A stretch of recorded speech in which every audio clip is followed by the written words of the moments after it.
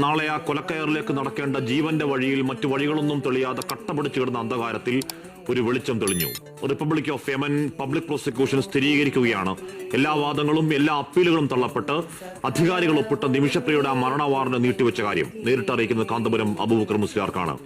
ആ സനായിലെ കോടതി ഒഫീഷ്യൽ ഉത്തരവ് കാന്തപുരത്തിന് നേരിട്ടയക്കാൻ കാരണമുണ്ട്. എല്ലാ പ്രതീക്ഷകളും അസ്തമിച്ച മണിക്കൂറിൽ സ്നേഹത്തിന്റെ ഭാഷ പറയുന്ന അനുയായികൾ സുൽത്താനുൽ ഉലമ എന്ന് വിളിക്കുന്ന ആത്മീയ നേതാവിന്റെ ഇടപെടലാണ് ആ ജീവൻ രക്ഷാ ദൗത്യം.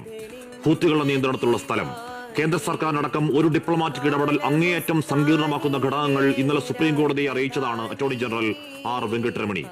അങ്ങനെ എല്ലാം അസ്തമിച്ച് ശിക്ഷ നടപ്പാക്കാൻ 24 മണിക്കൂർ പോലും ഇല്ലാത്തപ്പോൾ അടഞ്ഞ വാതിലുകൾ തുറക്കാനിറങ്ങിയതാണ് കാന്തപുരം.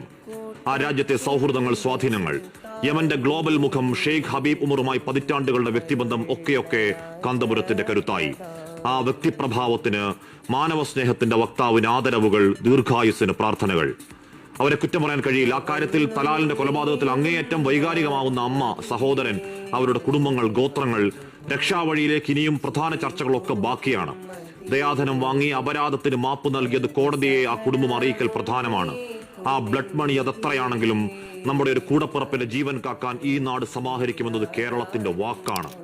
ലോകത്തോട് പിന്നെയും കരുത്തോടെ കാമ്പോൾ ആർജവത്തിൽ നമ്മൾ പറയുന്നു, വെറുപ്പിന്റെ വക്താക്കൾ പുലമ്പുന്നതല്ല സത്യം.